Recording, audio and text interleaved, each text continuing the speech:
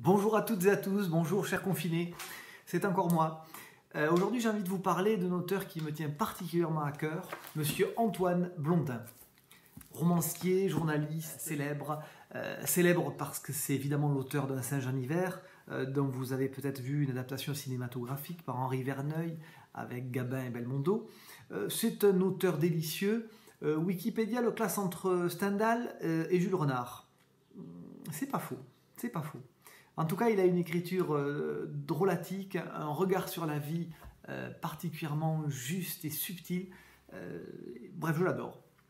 Alors, j'ai envie de vous lire une de ses chroniques du Tour de France, puisqu'il a suivi cette course pendant 27 ans. Non pas que j'aime ce sport, ni le sport en général, hein, mais en revanche, quand un grand écrivain s'empare d'un instant de vie, ça donne toujours quelque chose d'intéressant. Cette chronique-là, elle s'appelle Cépage de vin, Cépage et sans pitié, E-E-S-T, Cépage et sans pitié. Axe les termes. Il voit un petit garçon derrière une vitre, et il se dit « J'ai été ce petit garçon », le nez collé à la vitre qui me regarde écrire avec le respect patient.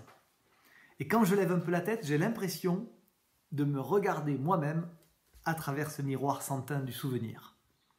Ce que pense cet enfant, je l'ai pensé aussi, comme j'ai attendu ce qu'il espère encore, à l'heure où la porte des chambres en veilleuse s'est refermée sur le dernier coureur. Posé sur un pied pour quelque marelle imaginaire avec toute sa ville en liesse derrière lui, il bute inlassablement au carreau de notre univers, flaire le vent qui lui apporte un parfum d'embrocation et gobe l'air que nous respirons. Ce petit garçon, sur nos visages, il guette un reflet de la course et tente d'en surprendre l'écho dans nos propos. Il n'écarquille les yeux que pour chipper en fraude les confitures du prestige que les champions endormis nous ont déléguées et se méprend d'un cœur léger sur cette pâle contrefaçon de la gloire qui s'attache à nos macarons, à nos casquettes et à nos masques boucanés. Il ne veut pas entendre que la monnaie contente des usurpateurs sonne dans nos poches. Son innocence gloutonne est celle du bonheur. Quand il sera grand, il sera coureur cycliste ou journaliste. Ça vient de se décider là, sur le champ. La vie est si belle, de l'autre côté de la vitre.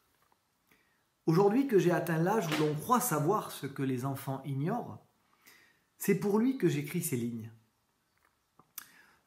Le petit bonhomme d'Axe-les-Thermes à la silhouette de chat noir, c'est pour toi que j'écris ce papier.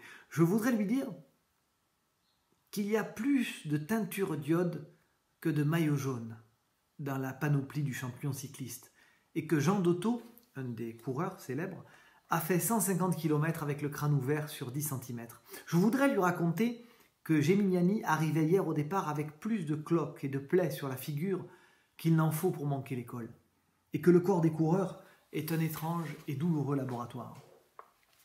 Je voudrais qu'il sache que le peloton descendait en hurlant d'effroi les pentes de ces montagnes familières qui tiennent sa gentille ville dans le creux de leurs mains et que le petit pousset du vélo ne reconnaît vraiment son chemin qu'aux cailloux noirs du danger. Je voudrais qu'il se console si Louison Bobet n'a pas passé en tête devant lui et qu'il comprenne qu'il y a en France 2 millions de petits garçons dans son cas et que Louison peut avoir un prix d'excellence sans être tout le temps le premier de sa classe. Mais je voudrais qu'il sache aussi que la France est belle. Elle est belle quand elle se déplie sous nos pas comme un tapis qu'on roule, et que la petite histoire que nous introduisons dans toute cette géographie est bien savoureuse. Je voudrais qu'il connaisse un jour les frais matins de la complicité ou ces voitures qui sont devenues nos maisons.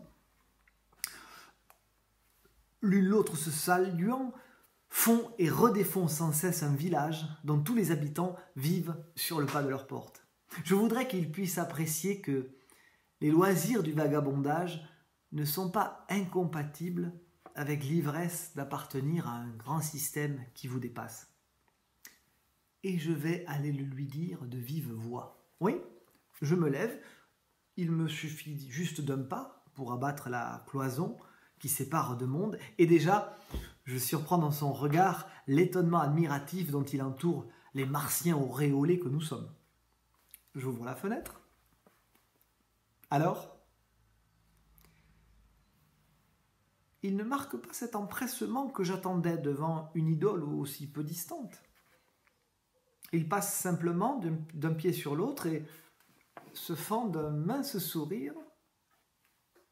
Ah, dites, je vous ai vu passer au pied du Chioula dans cette autoroute. Vous dormiez avec le chapeau sur la figure. Qu'est-ce que vous teniez? Puis, soulagé de ce message impertinent, il s'éloigne, tirant sur moi la nuit comme le manteau de Noé, et me laisse à ma fenêtre. Ombre sans reflet, baladin sans public, Narcisse sans son double, en qui le rude vin des corbières et ses mirages fermentent et cognent sourdement. Oui, parce que, bon, j'ai oublié de vous dire qu'Antoine Blondin